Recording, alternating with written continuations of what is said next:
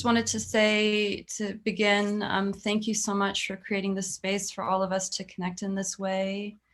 What a gift it is to all of us to be here together. I'm going to be sharing a little bit about cacao ceremony, and I have to preface this whole thing with the abnormal circumstances of a global pandemic, asking all of us to reconsider how we gather. And this might ask for some creativity or consideration on your part, or maybe that this information is something that just gestates for a while as we all get used to the idea of actually being together again. You know, if you do feel called to gather people, that there needs to be some space and consideration for everybody's different comfort levels. But again, you know, this information is meant to empower you and encourage you to gather. And that might, you know, be some time before we're able to do that again. I'm going to share my screen and give you a little bit of a presentation, so it's not just my face talking at you the whole time. So give me a second to just do that.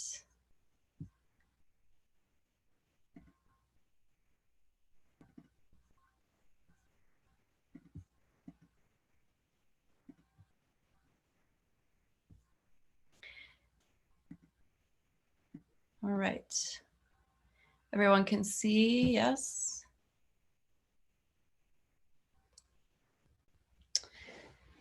So how to offer cacao ceremony. The first thing I want to talk about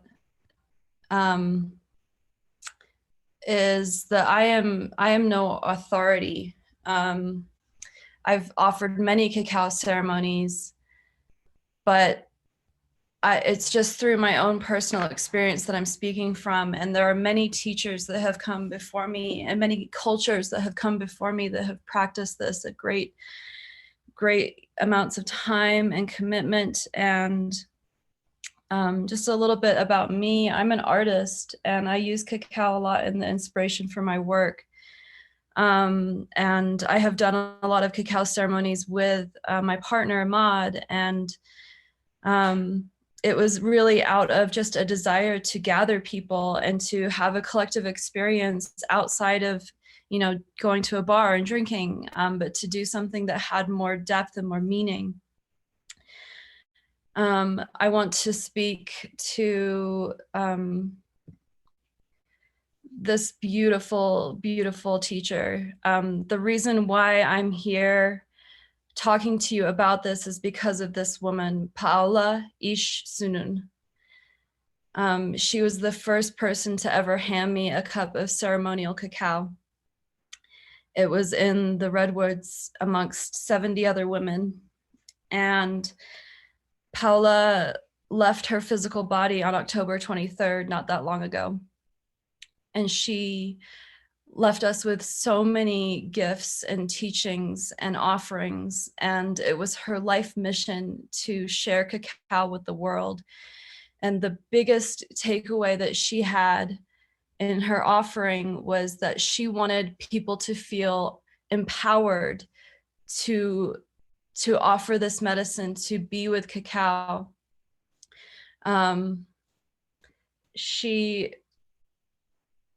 She was just such a gift to so many. And I'm really calling in her energy during this time to speak through me, because she is a true authority on cacao ceremony. And I honor her and her lifetime. One of the greatest gifts she also shared was she left us with a lot of songs, and she sings a song called The Family Song with her partner Gustavo, and you can look it up on YouTube. And the lyrics in the song are, "We honor you and empower you to be who you are." So the purpose of this presentation is to honor you and empower you to find the courage within you to just go ahead and offer. And so you might have questions of like, okay, I feel called to share this medicine. Oftentimes we have this beautiful experience with cacao, like we drink it and we feel this is amazing.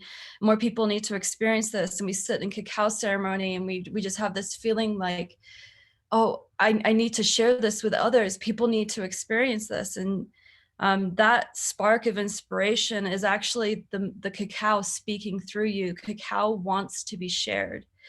Cacao wants to be a part of our lives, and it will work to share itself through you as a conduit or a medium for that. As you might experience in your own experimentation, it's very different to have cacao alone than to have cacao with others. And you might have felt today, as we were all connecting on the conference, there's this thread of connection that is a woven web between us when she's working with us, especially when you're drinking the same cacao, the same medicine. There's a deep heart connection, and this is proven through quantum physics, and this is something that is mysterious to all of us, of how we can feel each other through great distances or over time. And I just really wanted to begin by calling in Paola today, because I really feel her presence still continuing to work with cacao and work with us. So thank you, Paola, for everything you are. So you might have questions of how do I begin? I feel the inspiration. I don't know where to start. We can come up with every reason in the book as to why we shouldn't do this, why we're not good enough, why we're not qualified enough, why we don't have enough experience. And I'm going to tell you to don't listen to any of that. You have to start somewhere, and your first cacao offering might be with a small group of friends, especially with the current pandemic circumstances. I think the best place to start beyond the personal stories is to just start with the basics of logistics. Figure out a location. If it's not in your own home, where are you going to serve? The best answer for the next steps is how many people are you going to cap it off at? Again, this is kind of something that is determined for us right now with the pandemic. The maximum number of attendees will determine how much cacao you need. And we'll talk more about dose per pound later. What your offering exchange will be. My partner Ahmad and I had a cacao ceremony in our home, and we offered people to either make a donation or to bring a house plant. And we got a huge collection of houseplants in exchange for a cacao ceremony. So that was a really beautiful offering and a way to connect more with the plants.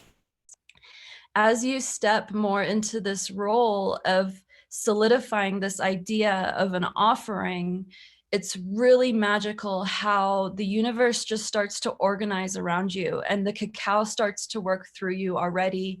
And you start speaking about it, and all of a sudden someone says, oh my gosh, I've got the perfect yoga studio for this. I'll bring the cups. The things start to show up and start to align, and it's very obvious how much cacao wants you to do this. As you might discover on your own journey, cacao goes really well when it's paired with another subtle medicine. Most of the times that I've offered cacao, it has been in conjunction with a sound journey.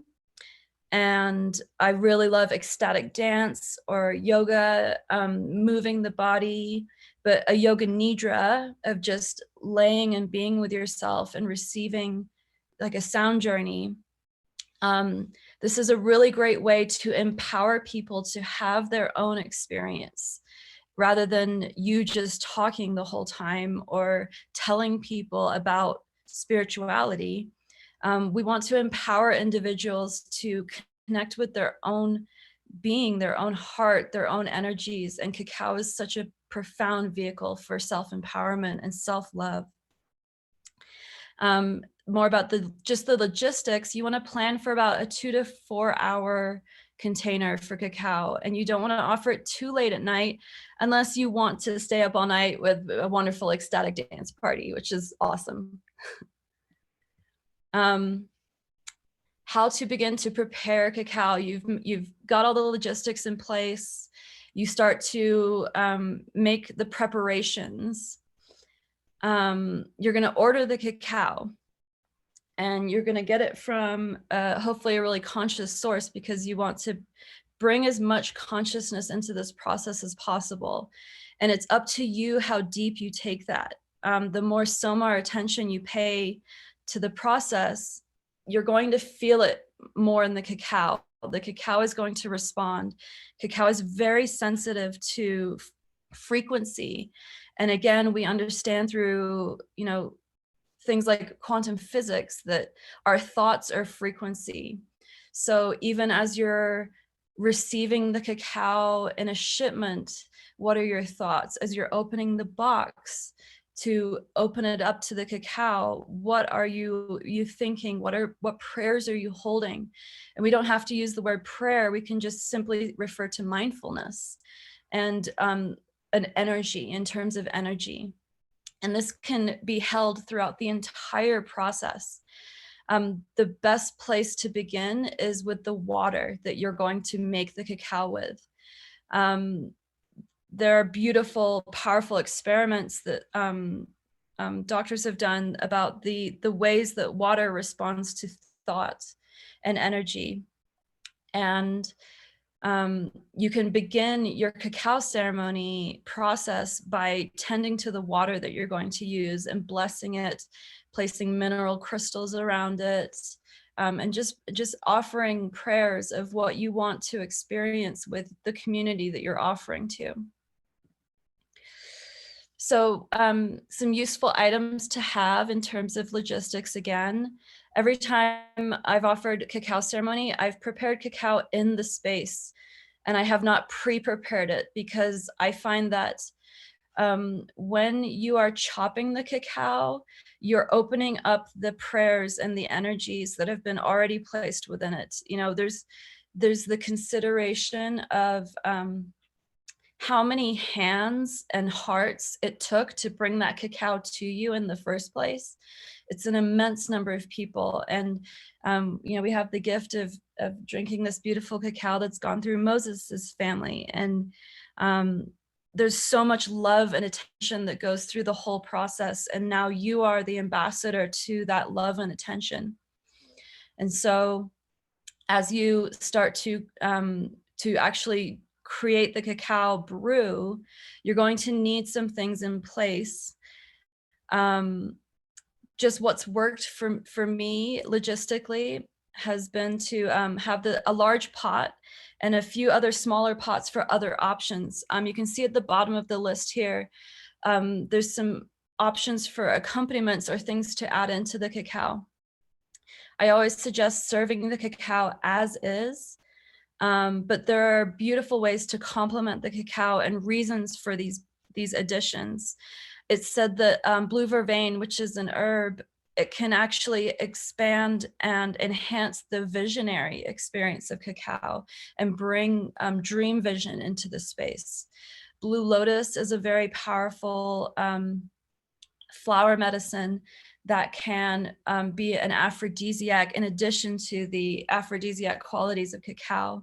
Rose powder is another way to enhance the heart opening aspects. Cayenne will actually call the cacao energies into the bloodstream much more strongly, and it will kind of bring a strength and dilation of the blood vessels.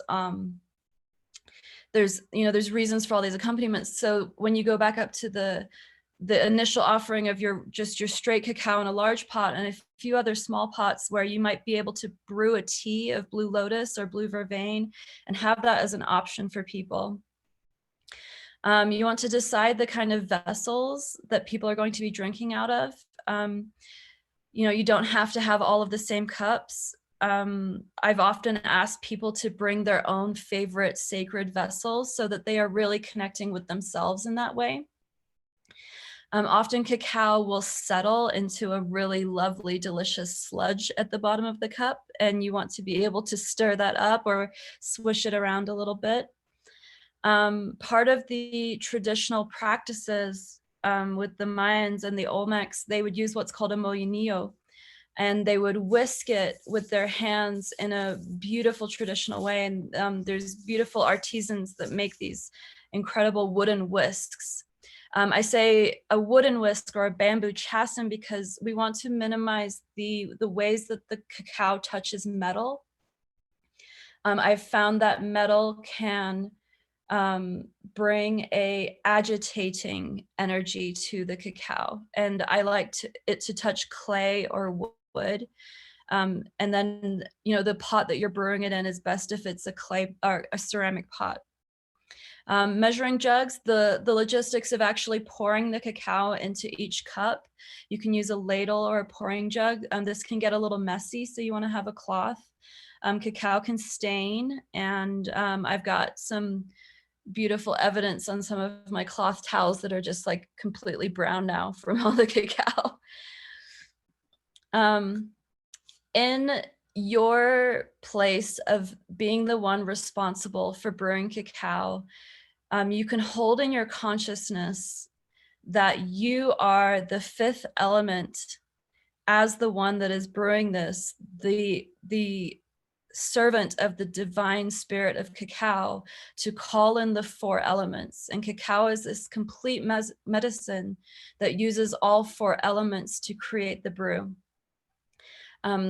Obviously, the earth element comes from the cacao itself. And Paula used to call, she calls cacao la fruta de la tierra. And she has a beautiful song about that. We used fire as the heat source to heat the cacao. And this is, in the Vedas, Agni, or fire, is actually consciousness manifest on the earth. And so we connect with imbuing consciousness into the cacao, and what kind of prayers and offerings we can think about during that time of heating the water or the cacao. Water is the conduit and the container of the prayers. It is the vessel that holds the earth element. It is the feminine, all-encompassing Shakti to that earth energy. And with the air, just by simply whisking the cacao, we are calling in the spirit of cacao and imbuing the air into the cacao. A little bit of history: the Olmecs was a culture before the Mayans, and they would have a requirement for in a marriage, the bride would be asked to prepare cacao, and she was judged in her ability to call in the spirit of cacao by how she whisked the cacao, and that would demonstrate that she was ready for marriage. So whether we're literally talking about relationship, but we can think about it more in terms of our ability as humans to hold this space for this plant.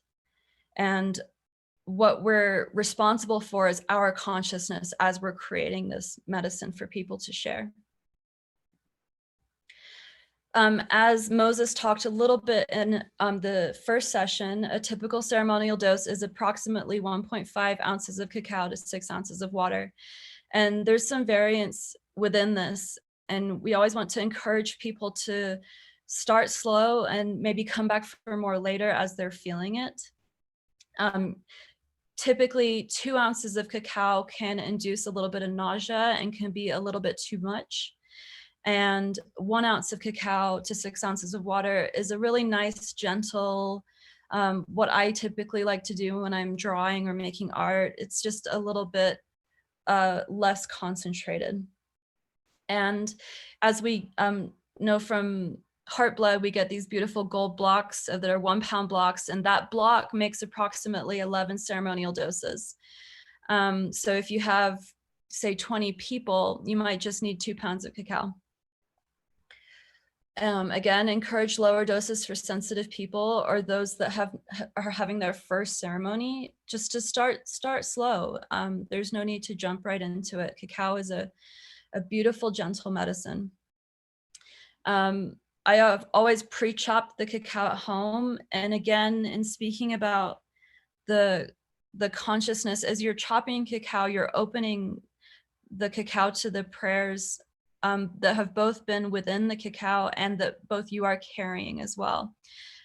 So that process starts earlier on in the preparation, but I like to pre-chop cacao because serving cacao can take a while and you want to get the medicine into people as quickly as possible.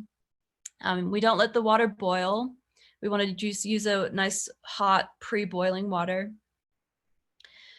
And again, offer pure cacao and let others decide if they want sweetener or if they want cinnamon or cayenne. That's their prerogative. So now we get more out of the logistics and more into empowering you in your journey with cacao ceremony. Every single time I have offered ceremony, I have found that I go through a personal process with it. And this is like a little mini journey that I take. You will find that from the moment you decide to offer cacao, things will start happening, energies will start stirring, things will come up in your personal life that need to either be addressed or need your attention. Emotions will start to move. And on the day of ceremony, this seems to get very amplified. You will notice a feeling that there's just a heightened energy in the air. And what this really is that the community of your attendees or your guests are already connecting with the fact that today's cacao ceremony. I'm sure Moses can attest to, holding this big of a cacao container. He probably got pretty tested in this process of creating the conference and what was happening even today, this morning. And the energies get a little stirred up because cacao asks us to open our hearts. And there are things that as humans get stuck in our hearts. And the more open we can be, the more we have to ask things to get out of the way. I have always found that as the facilitator, whether that be in any kind of healing modality or offering, the more grounded you are as the one holding space, the more your guests will ascend in their experience.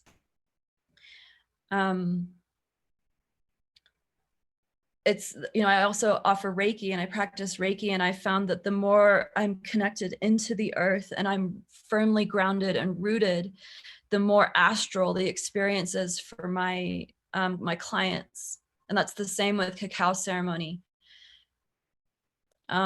We all have our own personal sadhanas or practices, and I encourage you to turn to those in the days leading up to the cacao ceremony, and move the energy. Don't get fixated on the stories of why it might not be working or what might be coming up, but just simply turn to the practice of moving your body, drinking some water, eating clear sattvic foods, and rely on those tools that you have in your tool belt to just get the energy moving. It's best to approach cacao ceremony without any expectation at all. Oftentimes, especially every time I've offered cacao ceremony, we've had a sound journey and people are, just laying there, not talking and not responding to you. And you have to trust that people are having an experience. They're having a profound experience. And it's not up to you as the facilitator to need validation in that. Don't look for people to praise you or acknowledge you. You are empowering people to have their own experience and they don't need to share about it. That's a really important part of facilitating space, is that we're not doing this to validate ourselves in any way. It's not about you, it's about cacao. She is on center stage here. She is the medicine.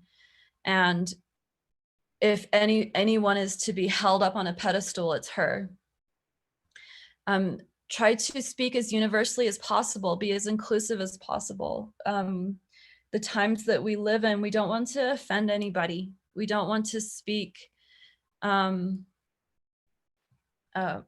that would, just hurt anybody's feelings, or especially with things like pronouns, right? We want to be as universal as possible. And my meditation teachers taught me a lot about speaking universally. And it's a practice that no one is perfect at. Don't be hard on yourself. Allow for that spaciousness. Cacao is a tool, and the tool is used for this experience. The practice of ceremony is a vehicle, and it can take you to every possible destination, and the destination is up to the individual. And as we will speak in a little bit, the fruit of all your work and all of the efforts that you put towards offering will come in integration. And I like to say there's no need to prove cacao to anyone. She has a way of speaking to those who really want to work with her. And it happened with me in my first cacao ceremony, when I had a really profound cathartic emotional release. And I knew that I needed to work with this medicine for myself and be a vessel to offer it to others. Cacao has a way of speaking to people in their hearts. Paola, again, she said that cacao is a gentle medicine that will hold your hand and stand with you at the gate of your heart. And if you are ready, she will hold your hand and walk with you inside of your heart. And she will sit with you as you are within your heart. And she will hold you as you look at what is in your heart to be seen. And she is like a dear friend in that way. So I encourage you, as you develop this relationship with cacao, to sit with her often, get to know her in an intimate way. Don't think you know everything about her, because she will surprise you and she will continue to reveal things about herself. I've been drinking cacao for 6-7 years now, and I'm still learning. I feel like such a baby when it comes to getting to know her and to facilitating space. She has profound, beautiful depth and mystery within her, and she continues to reveal herself. So get to know her as a friend. How to prepare space. There's no guidebook. There's no rule book on this. This is your own creative expression. We can talk about themes that we see across the board. Typically in cacao, there's a central point of focus that is not just the people that we sit around this focal point as maybe what would be called an altar or an offering space. And that is, again, placing the cacao on that pedestal, that it's not about us as the facilitator, but it's about cacao, and it's about connecting with ourselves as spirits in evolution. You'll see Paola again on the left here. The bottom right-hand corner is a ceremony that I was able to offer with these two beautiful gentlemen offering sounds. There's the physical space, and then there's the spiritual space that you're creating. The most important thing is creating safety, allowing people to cry, allowing people to laugh, allowing people to experience exactly what they need to experience. Within that safety requires clear boundaries for anything that's inappropriate. This is something that you can begin with as people are drinking the cacao, is just to iterate what is safe and what is not going to be tolerated. That helps people to feel safe to go into their emotions. By creating boundaries, it actually creates the container for even more depth.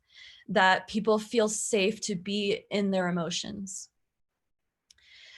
As Moses did at the beginning, invite everyone to just spend a moment infusing their own cacao with their own intention, just quietly to themselves. This is, again, a process of self-empowerment and receiving the gifts that each of your guests wants to receive for themselves.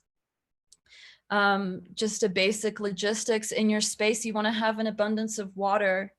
Cacao is a little drying on the system and a little dehydrating. And you want to offer an abundance of water. This helps the cacao move through the heart and move through the emotions. As you might be experiencing today in the conference, your senses are heightened from cacao. Consider your lighting, consider your sounds, consider the scents, and offer comfort to your guests. And again, with the current circumstances of COVID, this might require a little creativity on your part, and that's a fun place to lean into at this time. This is just a brief example of how a ceremony might flow. You'll find that serving cacao can take some time if you have a large group. This can be a time when people want to socialize, and the energy can become quite stirred and heightened if there's a lot of conversations happening. So I have always gravitated towards encouraging people to hold a space of silence as we serve the cacao, or to have some relaxing music playing in the background. This can help people prepare to receive the medicine instead of being distracted by their outer environment. Again, inviting people to infuse their own intention into the cacao is a really beautiful way to empower people in their own self-love and their self-worth, and what they're doing by just showing up and drinking the cacao, that they can receive something from that. As we did today in ceremony, drinking the cacao together, waiting for everyone to receive their cup before drinking, is an embrace of unity and creating a unifying thread in the circle. As you're drinking the cacao, don't rush anybody, and you can open the circle by inviting people to just share their name and a brief intention or a few words if they're comfortable. It's all about comfort, and we don't want to force anybody to share. But it can also create a beautiful unity and safety within the container to just have everybody just open their vocal cords and speak their name and speak their intention, because the voice can be very powerful in that way. Cacao can take up to 45 minutes to even sometimes an hour to work its way in the system. And as we began with Cacao 101 today, this is a good time to share about just Cacao 101, like what are the physical benefits? What are the chemical compounds? What is cacao about? Why are we doing it this way? And as again, we did in the conference, a group meditation, a grounding breath, a unifying, simple meditation before you move into something like a sound journey, ecstatic dance, yoga, group activities. These are really beautiful ways to transition into that more activated space. And then we come to after the cacao has really run its course and we've had this wonderful journey in the medicine, I have always found that integration at the end of ceremony is where the real magic of ceremony is. There is something so special about hearing people's experience and feeling the commonality in our humanity, in this common experience that we're all having together. And so encourage people to share. Oftentimes it takes a little time for people to warm up and feel confident in their sharing and to have the courage to speak about their experience. I've often found that it's best not to respond or reflect on people's experience, and rather just listen, just hold a space of listening and appreciate them and say, thank you for sharing. Oh, I see you. This is not the time to offer advice or your personal perspective. We don't want to invalidate people's experience or even validate people's experience. We just want to listen and see them and say, I see you. Thank you for being here. This integration is where you're going to reap the greatest reward for all the efforts you've put forth to create this space, to create this container, to brew the cacao, all the steps, all the ways you were tested in showing up in space. This is a really powerful reward for you as the facilitators to just receive direct evidence of the benefits that your guests are having from that container. Integration is also a really great way to get everybody grounded back into the space after having this cosmic, ecstatic, beautiful journey way out into the cosmos. That we bring them back into their bodies so that they can go drive home or walk home. We want to be able to be assured that people are safe to travel after being in cacao. And as Moses said, cacao is not a psychedelic experience, but it can be very activating and very cosmic in its energies. So we want to make sure that people are really grounded in their bodies, and integration is a really great place to do that. And just by asking people to activate through their voice and speak through their voice and get back into their bodies in that way. How to be authentic. I love this photo of these guys. Don't take it all so seriously. Don't take yourself so seriously. Don't take cacao so seriously. You know, this work of you know, ancestral healing and inner child healing and personal healing and all these journeys that we take, it can just be like so much work, right?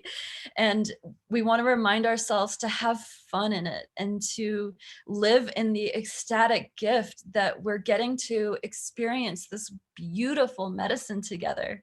And that this is such a gift from the earth and from the cacao spirit, and to be together experiencing this, like, what a joy, and to connect to that joy. So I like to remind myself, as a person that tends to take things a little too seriously, to just laugh and have fun and to find the joy in the ways that we are opening our hearts through this beautiful medicine. Moses offered me some guidelines in the way that he teaches about cacao ceremony. And some of the things that I appreciated in some of his words was that we have to check ourselves and remind ourselves to practice humility. Again, it's not about us as the facilitator. Cacao is the center stage here. She's the one that's holding down the show, and offering cacao doesn't grant any form of superiority, and we're all in this together. We're all humans. We're all doing the best we can. We all think that we're not perfect, and we actually are so perfect in the ways that we can be kind of messy in our humanness. So I love to encourage us to be real and talk about the ways that we might be struggling, or that we're learning from things, or the ways that we might have messed up, or the ways that we might be practicing forgiveness. We can make this more of a relatable human experience, and to not take it all so seriously in that way. And as a facilitator, it's good to not talk about your own personal experience too much. People do like to relate to each other in that way, and we want to hold space for each other, but you're as a facilitator, you're holding space for others to talk about their experience. And so that's your main point of focus, is to just put yourself aside for a moment and to just listen and to just hold space and encourage and empower people to have this beautiful connection to themselves. And that's what I'm going to leave you with. Lastly, is the greatest gift you can offer others is empowering them to be completely and uniquely themselves. And that's what cacao does for all of us, is she shows us the beauty in each of us as individuals, and in our individuality, how we can relate to each other as brothers and sisters on this beautiful planet, and this planet that's offering us this beautiful medicine. And I say thank you for your courage, because it does take courage to do this work, to stand up and say, yeah, I believe in cacao. I think I can do this. I want to offer this to other people. Like that requires courage. So acknowledge yourself in that way and say thank you to yourself for having the courage to offer ceremony.